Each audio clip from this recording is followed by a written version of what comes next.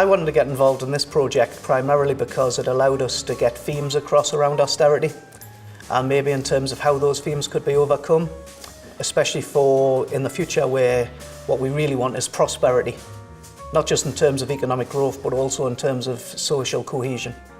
I'd done research over about a 10-year period into austerity and how some of that could be overcome. I'd done that at Newcastle, which had a history of challenging the government on some of these policies. I think in terms of this play, it ties back to a critical discourse which is much older than just austerity now. So in the 1980s, for example, when I grew up, there was lots of poverty, there was lots of displacement, there was lots of unemployment. And the northeast of England managed to regenerate itself very successfully throughout the 1990s, the 2000s. But one of the problems that we've had with austerity, it's huge cuts, especially to public services, which is creating some of the problems that were had previously with post-industrialisation, but in a different way, because these often now are white-collar jobs that are disappearing and have to be replaced. So one of the things that we want to do is get those themes out to people so people understand the importance of community, the importance of people supporting one another. It's a bit like the old idea of hope, faith and charity, and how working together we can possibly improve the future. In terms of this piece, the Austerity Playbook, accounting is fundamental, because one of the things that's been required is the government's trying to balance its budgets at a national level. That's the same throughout the world. And one of the things that they've done is enforced very stringent cuts upon local authorities. Accountancy's been fundamental to that. So if you look at various local authorities around the country, they've put in place fairness commissions, medium-term budgeting, very significant consultation processes to involve citizens, businesses and other user groups. And so accountancy's been fundamental to how they'll select different priorities. And I think another important area of that is accountancy's also been fundamental in ensuring accountability. Accountability not just for how the money is spent, but the actual value for money that we get out of that. And that's a very important thing that should be challenged. I think the arts is a very good way to get social messages across. The North East has had a history of this. If you think in the 1960s and 1970s, you had the Likely Lads, you had When the Boat Comes In. In the 1980s, you then had Off We to Zane Pett. That went through to things like the 1990s with Our Friends in the North, which was one of the BBC's top programmes of all time. And more recently, you had I, Daniel Blake. So the arts in the North East have been incredibly important to get social messages across to the public, to policymakers, and have influenced and changed government policy. The interdisciplinary nature of the project worked quite well. However, it was critical that people from different disciplines understood each other's point of view, and that's always challenging because different people want to bring out different aspects in the work. This medium and practice of the arts carries on for longevity, long after maybe a policy document or a piece of academic research has found the dustbin. So that's one of the beauties of the arts. It can come back and be used in the future time and time again and referred to and help influence and change future policies. I think in terms of my thinking about austerity, I still believe that what we need is a prosperity playbook to replace the austerity playbook. And we should start acting upon that rather than just talk about an austerity playbook. I think that would not just help Britain change, but maybe Europe and the wider world. I think that's one of the things that we should be looking at. As a professor of accounting, I tend, of course, to focus on the technical side of austerity, or I see people focusing a lot on the technical side of austerity, like balancing the books. What I see in the play is exactly what I found in my research, that is, austerity is about human beings and not only the technical side, but we have to take into consideration that technical issues will affect human beings, and at the same time human beings can change the technical rules and the technical procedures that are used to sometimes shape austerity. I realized that more importance was given to impact, that is the fact that research should have an impact on policies and practices and should also be translated in ways that ensure also public engagement on the results of research. I really wanted to ensure more impact for my research around the role of accounting in austerity policies. And since I had been working on this for quite a long time, I really wanted to get this opportunity of doing this. What is interesting about this is that, of course, as an academic, I am used to carry out research in more traditional ways. And in this case, I was forced to translate my research or to ask people to translate my research in something that could be more understandable to the public. And this was not a unidirectional thing, because on the other hand, what I got back was a way of looking back at what I found in my own research and see how that could be seen, for example, by actors or by other people who are not necessarily specialists of accounting. So, for example, it's nice to see that there is ambiguity about all of this discussion about public services. And you can see that there are people who are enthusiastic in the public sector, being proud of how they are changing public services, improving public services. But at the same time, there is, in the face of this enthusiasm, there is also the possibility that this may be rhetoric. And there may be also problems in changing the public services, for example, by adopting volunteers and not using people who are professionals.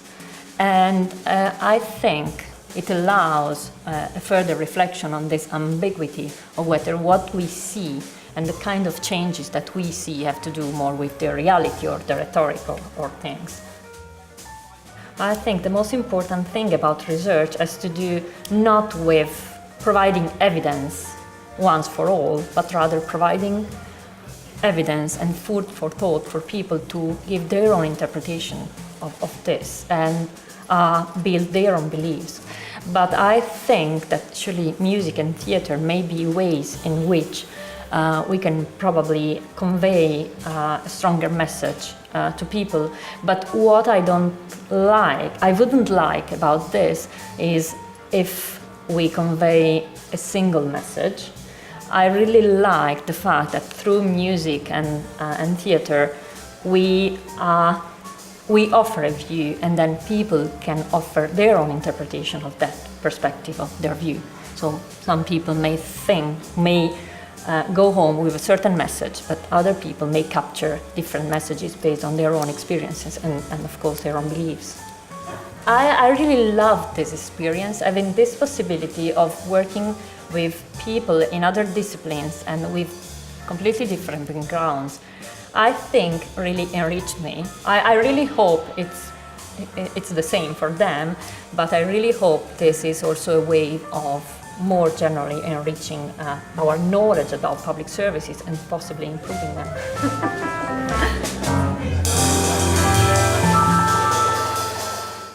I got involved, I think, because Ileana and I were talking about our separate work in austerity.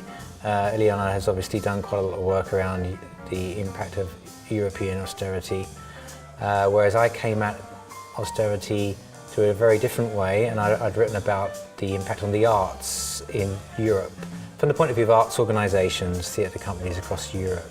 So we both came at the same issue from different viewpoints, and I think we thought it would be interesting to work across disciplines in terms of looking at how we could perhaps make the work that Ileana and Laurence had done more widely available and accessible. I have worked with Mark for maybe 10 years or so. We used to share a theatre company together, and Mark speaks Portuguese very well. I'm Brazilian. I think it was an invite to work together again, to collaborate. We understand each other. We don't need a lot of speaking or planning. Things kind of like they seem to have a natural flow, the way that we work and interact with each other. The writer Marco Thomas and I were involved in a project a long time ago. It was a show about Chet Baker. After that working relationship, we kept meaning to do something, and then a long period of time passed, and then this opportunity came up. And he got in touch with me, I don't know, sometime last year, and said, oh, you know, do you fancy writing this musical? And I was like, yeah, great. Andrea had a friend who was the course leader of my drama school, and she recommended me for this role. I actually joined slightly late, so it was all a bit crazy when I joined. I tried to read the papers, and I just said, oh no, I can't. But I think I understood the papers by reading Mark's play and by talking to Mark. All art making is a collaboration, and I think that theatre and performance, the art forms that we're involved in, are collaborative. So I was used to working with people and compromising, and I think with working with Ileana and Laurence, it's been a similar process. When you start that process, you have to be prepared to give up ownership because you can see the benefits of working collectively. So I felt that both of Laurence and Ileana were very humble in doing that and offering and giving us the responsibility to work with their material.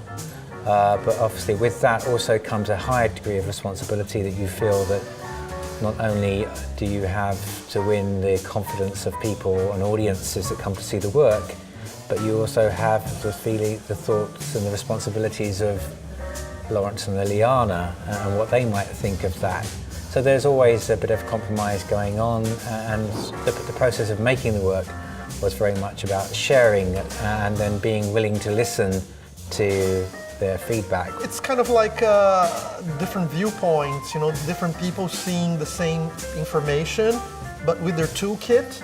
So Andrea with her jazz and her music, me with the tricks that I bring as a director, Mark, you know, he's an academic, but he is an artist at the same time, he's a writer. Having this different hats, this different viewpoints open up the research to an audience that wouldn't be able to understand it, I think. As an actor, the research is almost important to ignore in a way. For me, in my process, I'm given the script and I can take from that, you know, I think I don't want this to be a bias, I don't want to be necessarily show what I politically believe. It is a conversation. We're presenting the story and it's up to the audience to make that. If we came and said, here's a story and here's how we feel, automatically, you know, people who may not have those same feelings, it's only going to make them disagree more. This is a way of opening a conversation. Not everyone thinks the same. And so the research is there, great, that's a brilliant base, that's a good foundation, and then it's to build the conversation and, you know, for everyone to be involved in. So it doesn't mean actually just saying yes to everything that someone says to you. You have to kind of think, well, what's the form that we're dealing with, and will this really work in the form? And the other thing I think is when you're making any kind of art form, it takes on a life of itself. And it can't just be the means through which someone else's work gets realised. And I think sometimes music or theatre or film can be seen as the means through which something else can be achieved. That's not what really we were about. It was very much about thinking about how the work would take on a life of itself and adapt and change. And I think that fits very well in actually using jazz, for example, as a primary form, art form, which is of itself quite improvisational and actually embraces improvisation as a strength. In this kind of research and development stage of a drama, it's quite handy to have improvised music because you can be flexible with it. I write jazz and perform it, so I love the fact that it's a jazz musical. I may be wrong, but I think maybe there's a gap in the market, and that's always a good thing when you're trying to, you know, effectively interest people in coming to see your show. In the beginning I was a little bit, why me, musical theatre? Because I'm not really a musical theatre person. My work is much more devising, which means creating on the spot with the actors. I bring like an understanding of puppetry, masks and physical theatre. I usually have music in my shows, but never done a musical per se. Mark initially sent me some scripts, and then I read through them to try and get the rhythm of it. The first scene where I play is, in a way, it's more like an operetta to me. It's got lots of different melodies, which, you know, come depending on how the rhythm of the music is. But hopefully the audience will hear themes come back in that piece. So you'll have a tune about George Osborne, and then it will come back a bit later. So that was the first stage. And I did sort of say to Mark, it might be good if you thought of these more as songs, because it felt to me like I was struggling to find the rhythm and the repetition, because music's really, you have to repeat things. People expect that in a more popular music style. Obviously, as we rehearsed it, we developed bits, but essentially, you know, once I've got the script, I write the music. It's almost a finished thing. Whereas the drama was constantly evolving. I have brought a lot of politics in my work. I often bring politics into the work, and I have a good understanding of a German playwright and theater thinker, which is Bertolt Brecht. I've done a lot of pieces using his style of political theater, trying to bring issues to an audience, and to open up to the audience, to make it a little bit clearer, and to bring humor into the piece as well. I thought that was really important, because otherwise you have all those points about austerity and accounting and all that, and I think that they can be a bit dry if you don't. I think the musical theater, my work, and the work of Andrea, the work of Mark as well, trying to bring, you know, the characters behind austerity, kind of make it more accessible to an audience. When you go back to the starting point for talking about the project, I think we did talk about there are a variety of different ways through which similar projects of this kind have been realised before that have dealt with financial crisis. So David Hare's play The Power of Yes, Lucy Pebble's Enron. So there are examples of other people, and documentary theatre, the sort of more verbatim approach where you just take documents of the time and they're just read out by actors. I felt that the unlikely aspect to musical theatre being the means through which this might get surfaced. See, the irony of that was something I thought would be worth examining and seeing if it worked. When you start working in that medium, the work becomes very deliberately ironic and satirical. So you're always in the work of riding that line between having a serious message but also being able to look at itself. So there are lines in the show like that you can't actually address austerity with musical theatre, although ironically that's what we're doing. So there are sort of levels of irony against irony that run through the show. A serious topic like that, you worry that if it's played too seriously, it becomes preachy and people can switch off. So it needs to be done and needs to be handled sensitively and in a way that can make people want to listen. You know, I think with the humorous elements of the play, that helps a lot. We as British people have a way of kind of grinning and bearing it sometimes, and stiff upper lip and all that. So it's good to start a conversation, definitely, with that sort of approach of not just serious, not just preaching, but it's a conversation, it's a back and forth, isn't it? Musical theatre is a very popular genre, style, and I think that it has an immediate appeal. So I think that kind of brings it closer to people. I think it sells seats, bring bums on seats. I think there's an irony about that as well. I think there's a lot of irony in the writing, and I try to bring that to the way that I direct it as well. It already poses a question to the audience. Do I really want to see that?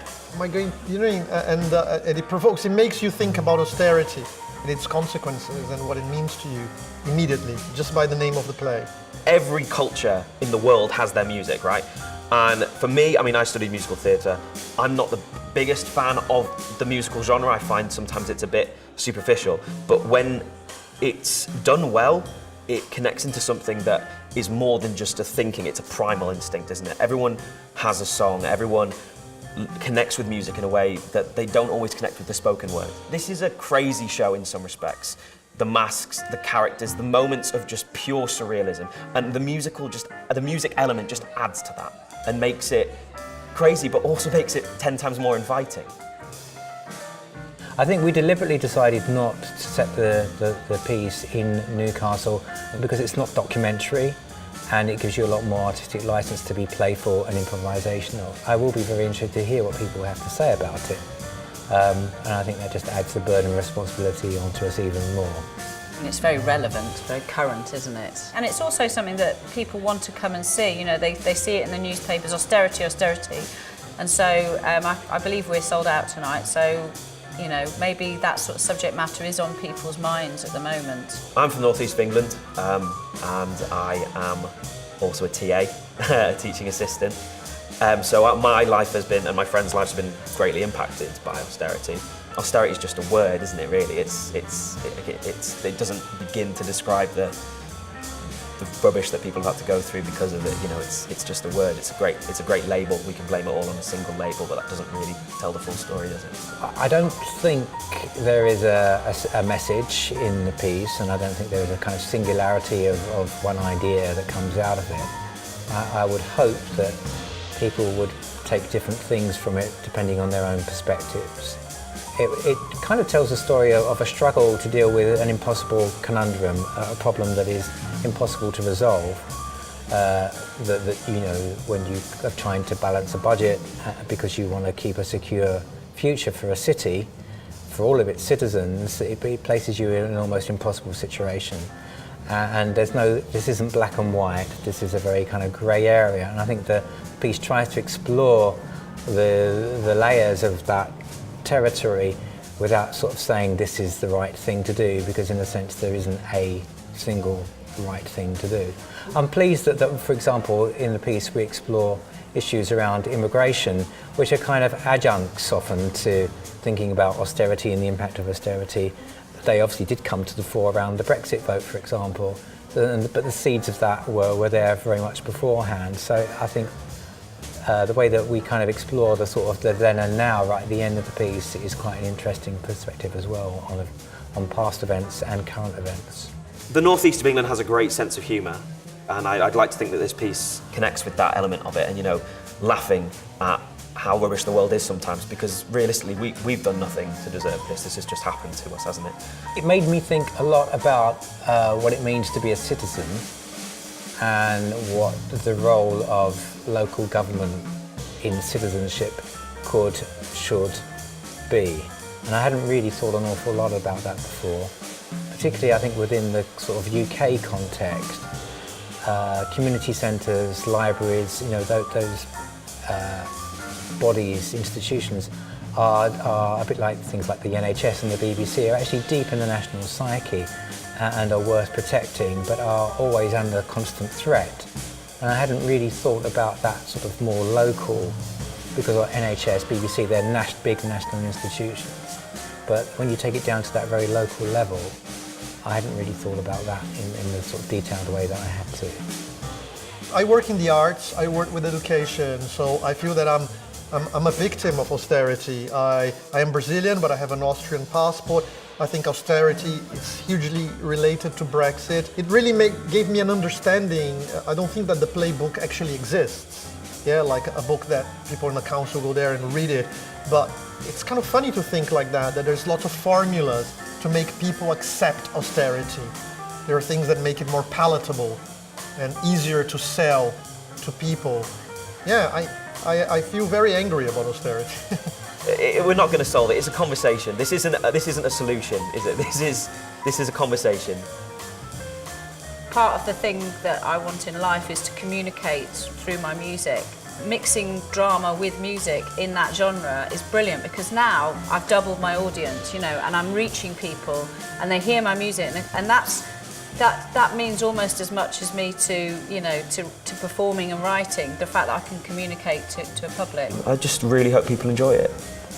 I think that our job as artists, it's to, maybe we cannot change the world, but we can make people think, maybe think about maybe the roles that they take, what they have done. I think that the piece has that impact, that force, that strength of trying to show the human lives and the impact that austerity has had.